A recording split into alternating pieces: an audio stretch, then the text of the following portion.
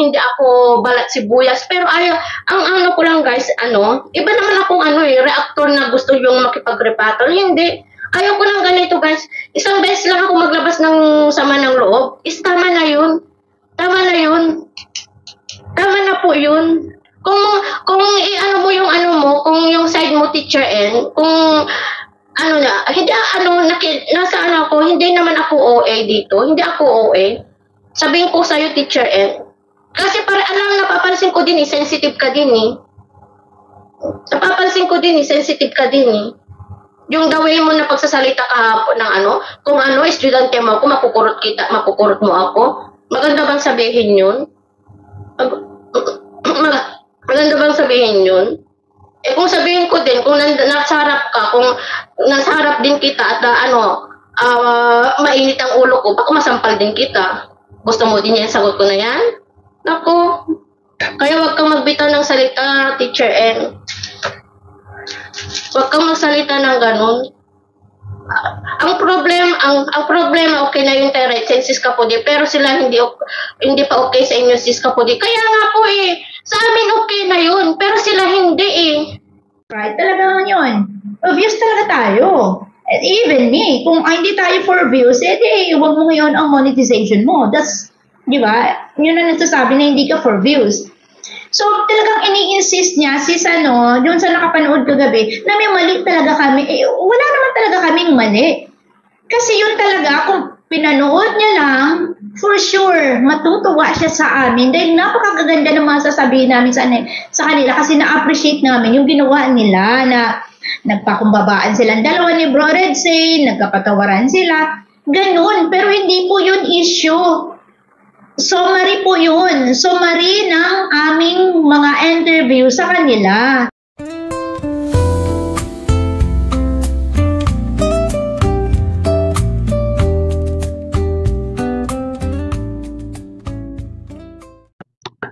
Hi, shoutout po guys. Welcome to my YouTube channel, Roselski TV.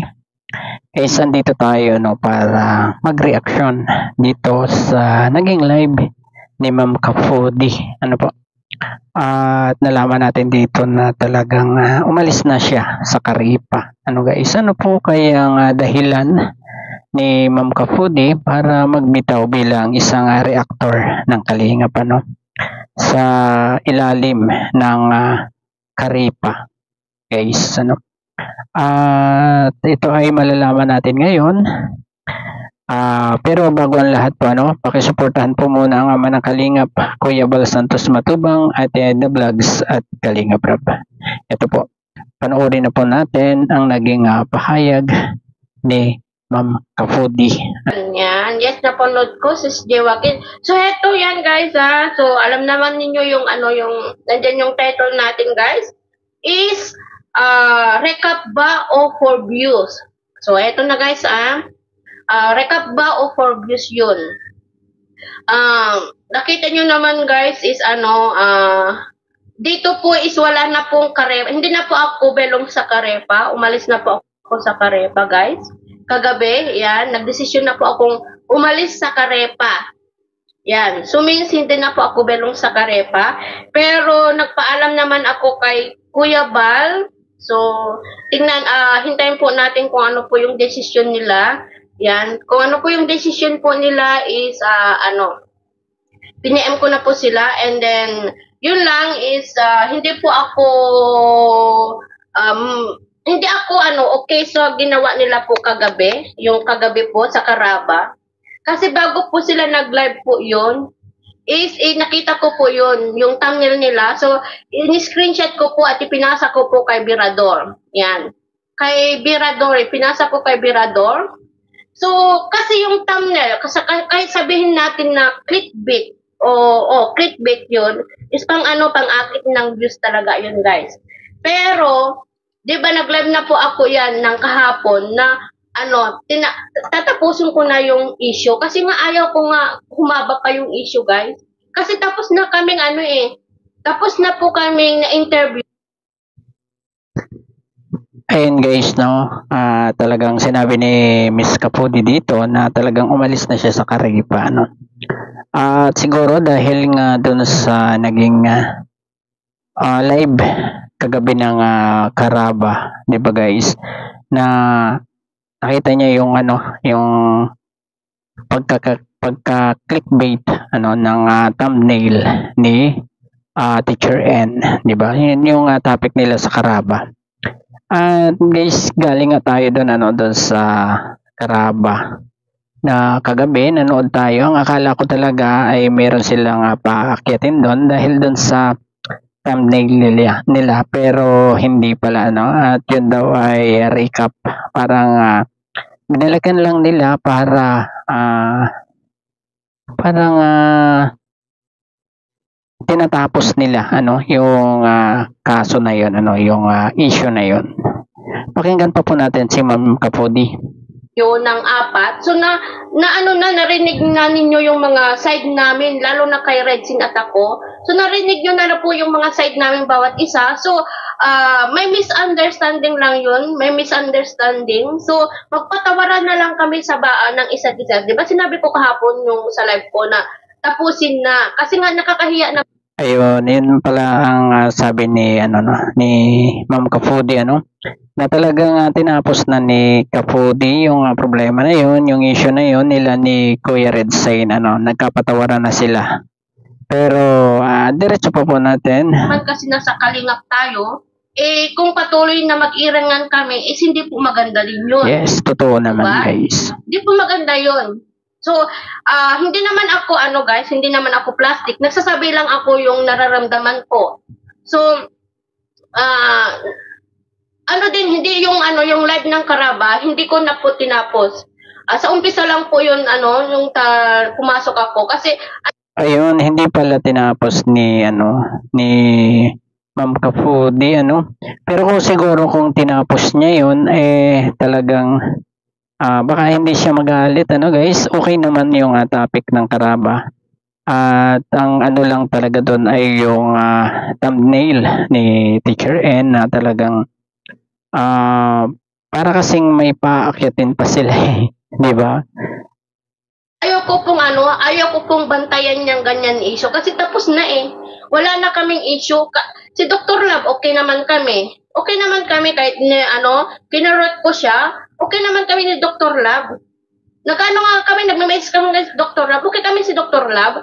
Si Redsing naman, means silent na kami. Wala nang rebuttal yung nangyari. Means is okay na. Ayaw na namin pahabain pa yung issue. Humingi siya ng sorry, humingi din ako ng sorry. So, sana tama na yun. Tapos na yun. 4 na yun 4 na-interview na kaming 4 So, tapos na sana yun. Kaso lang, nakita nyo naman doon yung thumbnail, sabi is may umapela. So, pinayaan ko si Birador. Bakit? Yun yung hindi nagustuhan ni Ma'am Kapodi doon, yung nasa thumbnail na may umapila, Kaya nga ako guys, ang akala ko talaga meron silang paakyatin yung nag-apila.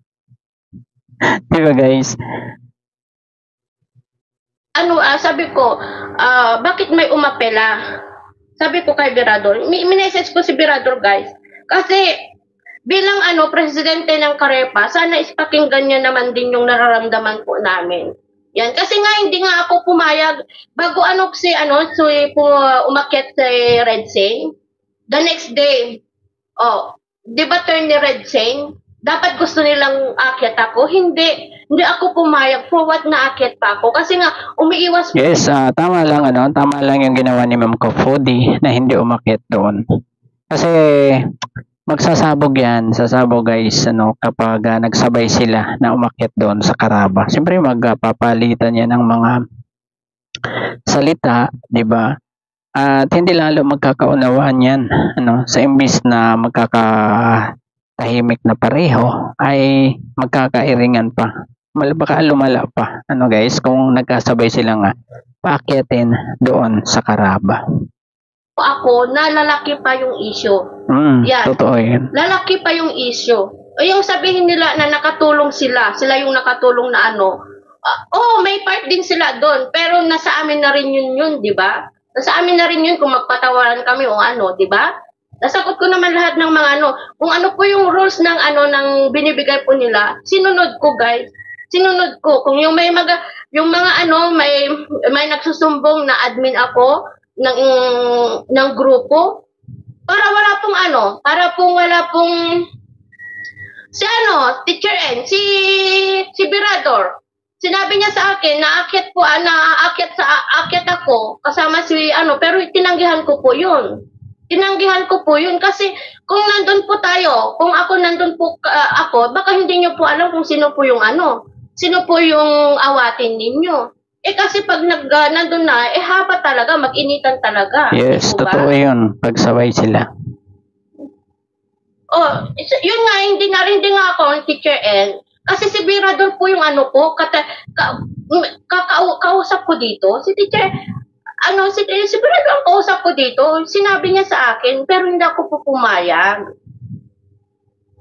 Ano naman talaga Ayun, dapat pala talaga, aakyat si ano dyan, si Ma'am Kafudi, doon sa talakayan na yun, Pero, hindi pumayag itong si Ma'am Kafudi, Gusto pa lang paakyatin ni Boss B. Pambira. Talagang, sabihin nyo, recap din yun. Recap. Sabihin ninyo, apat po kaming in-interview ninyo. Bakit 3 lang po yung thumbnail ninyo? Dapat sinama nyo yung isa, kung recap lang po. Di po ba? Sana yung kay Redsin, tapos na, nag-ano na rin ako, nag-live na rin ako, live na rin. Kung inopen nyo ulit yan, inopen nyo ulit at nakapagbitaw kayo ng hindi maganda, di lalo pong lalo pong aapoy yung issue na yan. Ayaw po namin palakihin Kaya tumahimik na kami. Ayaw po namin yun. Kung sinabi ni Birador, nung pina-M ko siya, na sabi niya sa akin, sinabi niya sa akin, nagulat ako kasi thumbnail nyo na naman yung sa Karaba, yung namin. Dapat kung recap is 4 kami. 4 yung in-interview mo kami. So, dapat is 4 kaming nandyan sa thumbnail. Bakit 3 lang kami? Dahil ba mas matunog yung pangalan naming 3? Mas matunog yung pangalan naming 3, kaya yung kaming 3 lang yung thumbnail ninyo? Yun po yung question ko dyan. Kung recap is 4 yun. Kung mag-recap kayo for 1 week, is 4 kaming ninyo. Kung in-interview kami, 4 po yun. Hindi na, Teacher N. Ito ang una at last kong magsasabi dito. Ito una at last ko nang magsasabi dito, guys. Ito is tapos na. Kung hindi ko po babantayan yung issue. Kung gusto niyo pa pong kung gusto niyo pong mag-reaction diyan, wala na po akong pakialam. Basta sinabi ko na po yung nararamdaman ko. Pero I tell you the truth, I'm not happy. Sabi ko, hindi ako, hindi ako masaya yung ninyo. Kasi tapos na Tapos na, 4 na-interview na kami. guys, ayun yung naging pahayag ni Ma'am Kafudi dito. Talagang may point din si Ma'am Kafudi dito. Talagang tahimik na daw talaga Kaya lang tinapik ulit ng Karaba, 'di ba?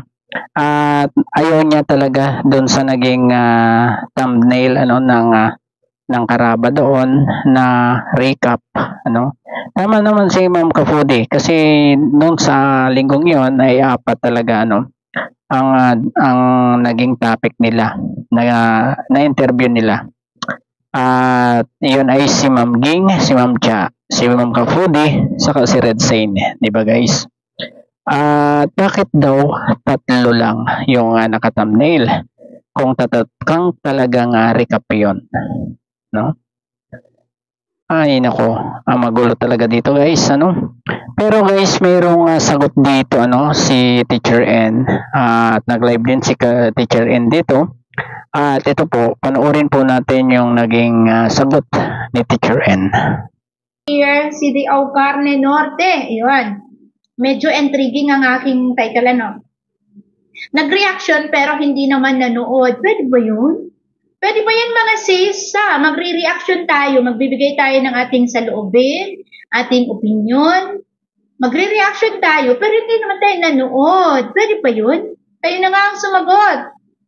Pwede ba yun mga sis? Sino bang reactor dito ang nagre-reaction na hindi naman nanood ng video from the start to finish at walang full knowledge ng kanyang nire-reactionan? Diba? Pwede ba yun mga sis? Wala ka namang full knowledge, ano bang dapat mong reactionan? Nakakaloka, may ganun palang klase ng tao, nagre-reaction, hindi naman alam kung ano ang nire-reactionan. Diyos ko, dapat lang talaga na hindi, diba? Dapat lang talaga na hindi nasa karepa. Dapat lang, kasi kailangan kapag ka-reactor ka, you have to watch the full video. Kailangan meron kang sapat na kaalaman sa topic na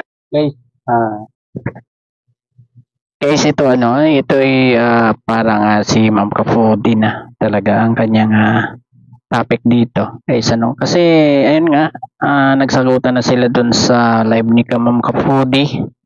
At nabasa ko yung mga comment ni Teacher N doon. At sinasagot naman itong si Ma'am Kafudi. At nasabi nga ni Ma'am Kafudi doon na nanood naman siya, kaya lang hindi niya tinapos. At yun ang pagkakamali ni Ma'am Kafudi doon na hindi niya tinapos kasi siguro nga kung tinapos ni Ma'am Kafudi yun ay hindi siya magre-react ng masyadong malaki dito guys, di ba? Diretso na po natin ang sabi ni Teacher N. nire-react mo para kaya mong depensahan ang pinaglalaban mo. Wala ka namang pinaglalaban pero lumalaban ka pa rin. Talo ka na, kumbaga sukol ka na, lumalaban ka pa rin. Ano ba yan? Diba? Saan ka nakakita ng reactor na hindi naman nanood ng video, hindi inalam kung ano ba ang punot dulo, pero nagre-reaction pa siya. Pwede yun, kids. May nagchismis lang sa kanya, pinaniwalaan naman niya agad. Pwede din, kumbaga, hearsay. Kasi hindi ako nagre-reaction kapag hearsay, si Sine yan. Yes, totoo yan guys. Mahirap mag-reaction talaga. Kung hindi ka nanood ng full sa video. Totoo naman yan sabi ni Teacher N na yan kasi isang reactor din tayo. Kailangan nating panoorin muna yung buong video para alam natin yung ating re-reactionan. Diba guys? Kapag sabi-sabi lang, sabi-sabi, no, I have to watch the full video talaga para meron akong full knowledge tungkol doon. Kung may nagsabi naman sa atin guys ng ng mga ganyan, talagang kailangan pa rin nating panoorin ng buo yung buong video na yun. Kung talagang yung sumbong sa atin ay totoo. Diba? Pero kasi nagsusumbong dyan na talagang putol lang. Putol. Hindi niya talaga pinanood ng lahat. Kasi parang basta ganun guys, may mga nagsisend ng mga clip na putol na gustong pa-reactionan sa isang reactor. Meron ganun guys, Pero dapat ang ginagawa ng reactor diyan ay puntahan yung video na yon, panoorin ang buo. 'Di ba guys? Ganun dapat ang mga nagre-reaction. Hindi yung buong clips lang na sinend sa'yo, yun lang ang re-reactionan mo. 'Di ba? Sa video na ako'y re-reactionan. Kasi halimbawa, may umapila, may sapat akong evidences and proof na ilalatag ko sa'yo na ito, kaya ako nag-reaction at nabigay ng aking salubin dahil yan na. Ayun ba yung isa, yung naayawan ni Ma'am Kafudi, yung nakalagay sa thumbnail na may umapila. Yun ang hindi nagustuhan talaga ni Ma'am Kafudi doon, At si Ma'am Kafudi ba yung nag-apila kasi siya ang nag-react? Hindi natin alam guys, basta diretso lang natin, diretso po tayo sa panonood kay Teacher N. Ganda ba? And sabi niya, our live streaming is so boring. Sabi niya, well, yours is not so boring, kaya pala. Tama na, nakakasawa. Don't come here, don't attend my live streaming. Thank you, Primrose Polaron. Kung nasasawa ka po, ako po ay hindi. Kailangan po natin itong itakel kasi... Ayan, meron pang dito guys, may buzzers pa si Teacher N dito. Ito ang masama dito guys, kasi nagtatapik ka lang ng mga ganito pero nagkakaroon ka pa ng buzzers. At ito ang masama kasi parang nagki-create ng bashing dito sa mga ganitong usapin, 'di ba guys? At ito yung kabawal-bawalan ni Kalinga Prab at ni Kuya Val. Di ba guys? Yung mag-reaction, mag-vlog ka, pero ang vlog mo ay maraming bashing ang nagaganap, ay ito ay bawal, ano? Dapat bantayan nyo yung inyong video, yung inyong pagre-reaction, at sana ay walang malinis, walang bashing na di ba? Hindi ka nag-create ng bashing. Huwag po tayong magbulag-bulagan. Kailangan nating open ang ating mga eyes na we have to tackle this issue. Hindi po tayo dapat nagbubulag-bulagan kasi ayaw niyang panuurin kung ano ba talaga ang totoo. Di ba tayo kapag sila pinapaalam, hindi sila ini-inform ng mga sponsors na may mga pa-event pala dito sa EDSI. Di ba tayo kapag nalalabuan tayo, gusto natin ng kaliwanagan? Di ba? Tama ba? Kung gusto niyo ng kaliwanagan, gusto mo ano ba talaga ang totoo? Dapat aalamin. Di ba tayo kapag nalalabuan tayo, gusto naman pala sila. Meron po kaming mga proof and evidences na talagang ini-inform talaga sila. Diba? So, bulag sa katotohanan to si Kapudi. Sabi niya hindi daw siya bulag sa katotohanan. Bulag siya. Kasi ayaw niyang panuurin kung ano ba talaga ang totoo. Diba tayo, kapag nalalabuan tayo, gusto natin ng kaliwanagan? Diba? Tama ba? Kung gusto niyo ng kaliwanagan, gusto mo ano ba talaga ang totoo? Dapat aalamin mo kung anong totoo. Ayaw mong alamin ang totoo dahil stick ka na dyan sa kung ano ang nasa brain mo. Bulag ka sa katotohanan. That's it. Tapos nagagalit ka, hindi ka bulag. Bulag ka, sis. Tapos sasabihin mo, prangka ka. Hindi magandang ugali yan. Kasi ang totoong prangka, hindi ganun. You have to know the truth. Ano ba ang katotohanan? Diba? Nakakaloka ka. Tinatanong nga kita kung ano daw ba yung live namin kagabi for views. Natural. Sino ba naman na mga content creator o YouTuber ang hindi for views? Even you for views ka din, di ba? Kaya nga inuon natin ang monetization para mag-monetize yung ating video. Kahit sino, for views. Di ba? Aminin man natin o hindi, don't be hypocrite. Talagang yun. Yes. Talaga tayo. Oo, lahat ng content creator, lahat ng YouTuber, kailangan ng views niyan. Baka totoo na tayo, guys. Me, kung hindi tayo for views, wag mo ngayon ang monetization mo. That's, di ba? Yun na nagsasabi na hindi ka for views. Totoo yan. So, talagang ini-insist niya, dun sa nakapanood kagabi, na may mali talaga kami. Wala naman talaga kaming mali. Kasi yun talaga, kung pinanood niya lang, for sure, matutuwa siya sa amin dahil napakaganda ng mga sasabihin namin sa kanila kasi na-appreciate namin yung ginawa nila na nagpakumbabaan silang dalawa ni Bro Red Say, nagkapatawaran sila, ganun. Pero hindi po yun issue.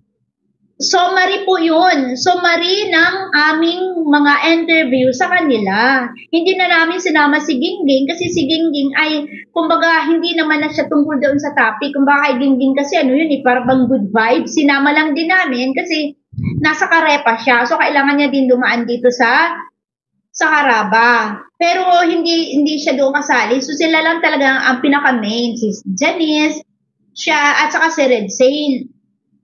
Pero ang nag-react. Ayun guys, hanggang dito na lang muna. Sana hindi na humaba itong sigalot ni Ma'am Kapudi saka ni Teacher N. At sana magkasundo na. At sana yun ang mangyari. Kasi nasa isang bubong lang tayo. Nasa isang community lang at yun ay ang community ng Kalingap. Kaya sana ay magmahalan na lang dapat. Diba guys? At naipaliwanag naman ni Teacher N ng maayos. Sa dulo po niyan, may mga sinabi pa si Teacher N. Pero hindi na natin yun re-reaction kasi medyo mahaba na guys. At napakaganda ng sinabi ni Teacher N dito guys. Kung pinanood lang daw sana ni Kapudi yung full video na yon, yung lahat doon sa live ng Karaba, ay baka daw hindi magalit si Kafodi, baka matuwa pa siya, 'di ba? At yun dapat dapat yun ay sana panoorin ni Ma'am Kafodi kahit i-replay niya para malaman niya na talagang hindi naman masama hindi naman issue yung naging live ni na Teacher N sa Caraba kagabi kasi andun po tayo, guys. At na-late pa nga nang akyat si Ma'am Angie doon nila sa kanilang apat, 'di ba? At ayun, wala naman po talagang masama do sa naging live ng Caraba kagabi. At smooth nga smooth nga yung live nila kasi parang nag-recap nga lang sila, 'di ba, guys? Kung sino man yung nandun sa live kagabi ng Caraba ay alam naman nila na hindi naman talaga issue yung naging doon. Ang hindi lang talaga nagustuhan ni Ma'am Kafodi doon ay yung thumbnail ni ni Teacher N, 'di ba, guys? Sana magkapatawaran na itong dalawang ito kasi sana hindi na nila pahabain pa, no? Ayun, siguro hanggang dito na lamang po ang ating kunting pagre-reaction dito sa naging live ni Ma'am Kafodi at doon sa sagot ni ni Teacher N. Guys, love na lang po, guys. Hanggang sa muli pong pag-vlog. Bye bye, God bless po sa lahat. Peace.